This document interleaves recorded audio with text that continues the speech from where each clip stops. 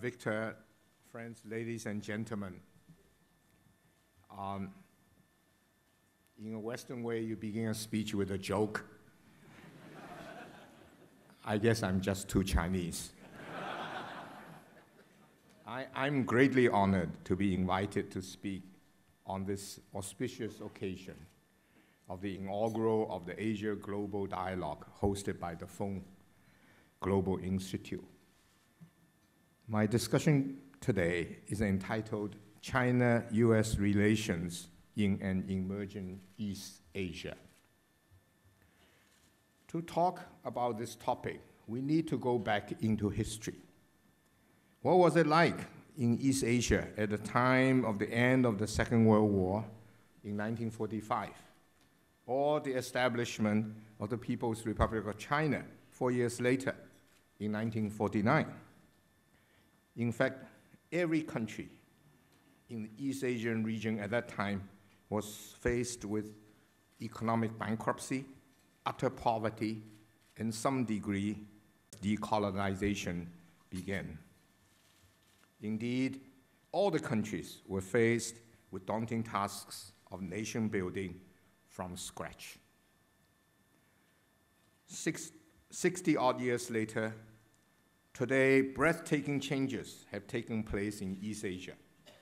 We did this through emphasis on developing our economy, improving our people's livelihood, developing our participative political system, very often in that order. Capacity building and spirit of learning from one another and from the developed nations were part of the reasons of success. Prudent fiscal and monetary policies since the 90s were also crucial to East Asia's success. But there were other important reasons that had made such breathtaking changes possible. First, the formation and maturing of ASEAN is a very important reason for the region's success today. ASEAN was formed by 5 people. It is moving forward with vision, with purpose, and its existence has brought about the needed social and political stability as well as economic vitality. Another important reason for the region's success today is as a result of globalization of trade and services, urged on by the use of logistics. China's joining of WTO in 2001, and of late, China's ASEAN Free Trade Agreement, Korean ASEAN Free Trade Agreement, Japan ASEAN Free Trade Agreement are providing new opportunities for trade and economic expansion. Of course, East Asian countries benefited greatly in the 60s and 70s when the United States and Europe kept their markets open for goods from East Asia. The third reason of success is the reform and opening up of China. This effort, which began in 1978, has brought 500 million people out of poverty and has brought about economic development and the degree of prosperity never experienced by Chinese people in her history. The more than 30 years of annual growth of close to 10% by China is also an important driver of East Asia's regional economy. The fourth reason is the end of the Second World War, the Korean War, and eventually the Vietnam War in the 70s. This brought about total peace in the whole of East Asia. Looking back, this taught us that warfare inflicts unspeakable devastation and economic hardship for the battleground nations. Only with total peace can the process of nation building truly begin. It is the peaceful environment that enables us to achieve what we achieve today, to promote peace and harmony among nations in East Asia is most important for all of us. So today, East Asian countries' GDP has reached approximately 14 trillion US dollars, accounting to nearly 22% of the global GDP. Indeed, according to various estimates, by 2050, East Asia's total GDP could be between 65 to 85 trillion US dollars. Some even higher estimates has been made. By then, East Asia could become one of the most prosperous regions in the whole world. Whether we can achieve this higher level of prosperity by 2050 depends to the wisdom of the political leadership, the need for us to keep the trade and commerce open, the need for us to pursue prudent financial and monetary management, the need for us to pursue sound policies in social, educational, medical, and environmental aspects, the need for government to promote growth-oriented policies, and most importantly, for us to pursue peace and harmony. If we do so, we can realize our objectives. I will now go on to talk to you about the subject of current state of China-United States relations. In order to help you to understand this issue, I would first of all like to tell you about China's chosen path of peaceful development in international relations. This strategic choice is made for the following reasons. First, since the launch of her reform and open door policy, it is increasingly recognized by China that her interest and that of the world has become more and more intertwined and interdependent. Therefore, for China's own future, she needs a stable and peaceful international environment.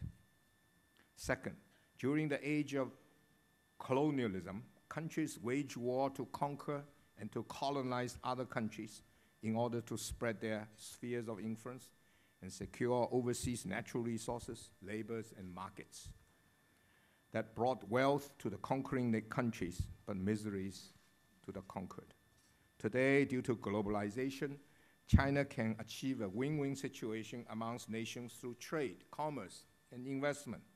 Indeed, prosperity is much better shared today around the world. Furthermore, as China's economy grows in the future, her wealth creation will rely more and more on domestic consumption and on expansion of domestic service sector. As a large continental economy at that time, China will be able to generate her own economic growth and absorb goods and services from other countries to meet her growing demands. Third, the path of peaceful development is very much a part of Chinese culture, value, and lessons of history. Throughout her history, renowned Chinese philosophers such as Lao Tzu, Kong Tzu, warned against war and the burden that would be inflicted in waging wars. Sun Tzu, who spoke on military theory, The Art of War, a classical Chinese military treatise written 2,500 years ago, also stressed the importance of avoiding war as the best option for a country. The famous British philosopher Bertrand Russell observed the consistent commitment to peace of China. 90 years ago, Russell wrote in his book, The Problem of China, quote, "Although there has been many wars in China, the natural outlook of Chinese is very pacifistic. Her history, her culture, and her values, and her needs explains China's choice of peaceful path of development. As a result of this choice, following are some of the highlights of China's foreign and defense policies. First, China is committed to an independent foreign policy. China strongly adheres to the 5 principles of peaceful coexistence, that is, mutual respect for each other's territorial integrity and sovereignty, mutual non-aggression, mutual non-interference in each other's internal affairs, equality and mutual benefits, peaceful coexistence. Central to China's foreign policy is the goal to build a peaceful world that provides shared prosperity for all. China will increasingly assume its fair share of global responsibility on the global stage, consistent with her ability to do so, while at the same time seek to shape a friendly relationship with all the countries, but particularly with her neighbors. China supports the centrality of United Nations in matters affecting world peace and security.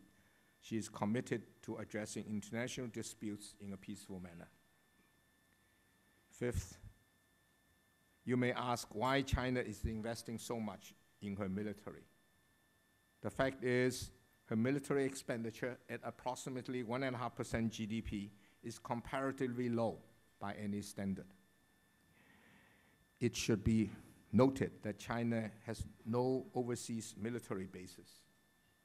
Because China has no extraterritorial ambitions, her military expenditure is defensive in nature. Of course, China recognizes that in order to pursue peace, she needs a minimal deterrent to prevent war. Number 6, there has been a great deal of talk about China's territorial disputes with her neighbors. Territorial disputes exist in this part of the world because of historical reasons. For one thing, over the past 100 years or so, when China was weak and many of her neighbors were under colonial rule, territorial demarcation was not a focus of discussion or attention, although China from time to time would declare her territorial rights. But territorial disputes and border demarcation is an issue that needs to be resolved for all modern statehood. So, since the establishment of People's Republic of China in 1949, China has resolved territorial disputes with 11 of her 14 neighbors, and she does have 14 neighbors, by and large in a peaceful way. Never before in the history of nations have territorial agreements on borders been achieved in such a scale in a peaceful manner. There are still 3 territorial disputes China has with her neighbors, one with India, the other with Japan, and the third with some ASEAN countries. Today, we're talking about East Asia region. I will therefore specifically address the issue of South China Sea and East China Sea. In view of China's history of having been invaded by foreign powers, Chinese government and more so Chinese people hold very strong views that territorial integrity cannot be violated. But nevertheless, despite claims based on strong historical reasons, in the interest of peace, China is trying to resolve the territorial dispute of South China Sea, East China Sea, peacefully, and I might add India also peacefully. With the suggestion for South China Sea and East China Sea, with the suggestion that disputes should be shelved while the natural resources under the sea be shared. This is a very genuine proposal. This is done in the interest of peace and common prosperity. The other countries involved in East Asia and South China Sea, those countries who are involved in the dispute should not take advantage of China's willingness to work together and see it as a sign of weakness. There is also the issue of freedom of navigation through South China Sea that has been raised in the recent past. The fact is that there has always been freedom of navigation on the South China Sea. It was never an issue in the past, and it should not be an issue in the future. Now let me talk to you about China-US relationship today.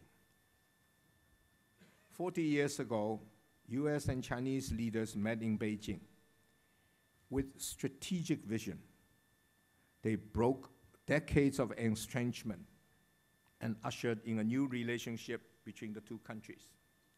Indeed, the act of enormous courage and wisdom at that time changed the world forever. Since that time, 8 presidents of the United States, 4 generations of Chinese leaders have pursued the objective of improving US-China relations.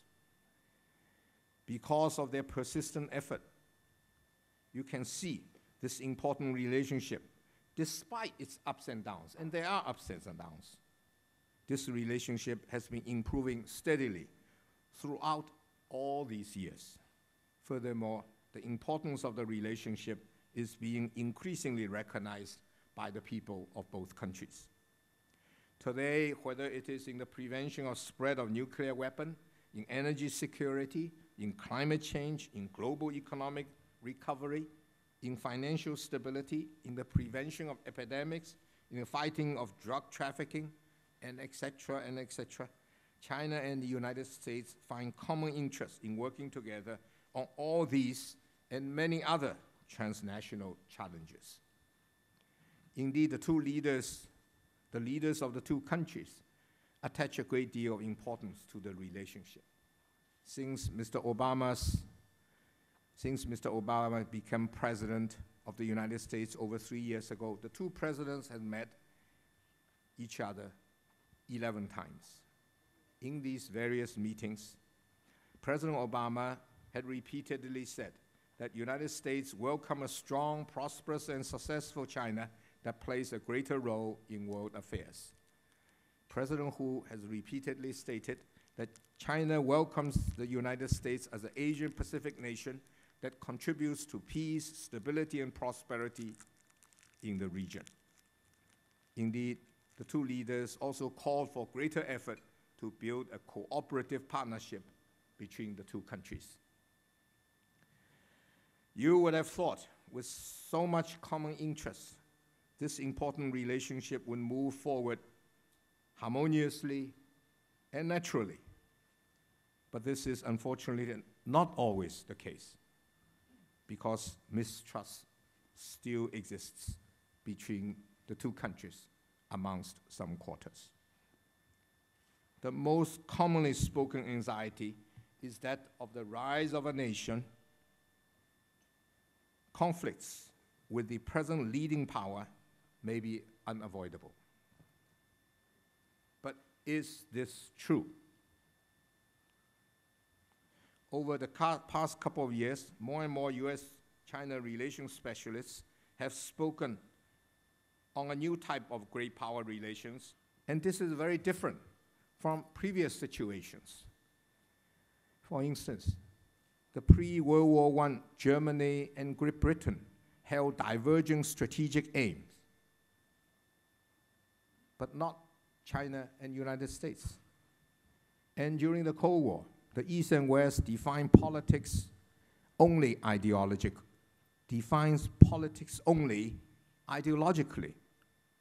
and pursued strategic agenda to exclude each other. This is not what China-United States is doing. China-US relation is not a zero-sum game. I believe a new type of great power relationship between one rising power, China, and the present leading power, the United States, is not only possible, it is a necessity. Can that be done quickly? No, I don't think so. Indeed, for this relationship to develop fully, it will take time. After all, two countries have different histories, different cultures, and are at different stages of development. To build understanding and trust would take time. Fortunately, the leaders of the two countries are very committed to move this relationship forward. They have committed to increase people-to-people exchange at all levels so that understanding and eventually trust can be developed. I believe over time, people of both countries will be able to understand each other better and to push the relationship of the two countries forward. A good China-US relationship is important for East Asia region's prosperity. It is also important for East improve our relationship, but East Asia countries, for your own benefit, need to embrace and support a good US-China relations. The success of East Asia has achieved since the Second World War is astounding. The success also gives us confidence the best is still to come. But it needs to be emphasized that the key ingredient to growth in this region is the pursuit of peace. Nations in the whole of Asia-Pacific region needs to intensify effort in the pursuit of peace. We have too much at stake,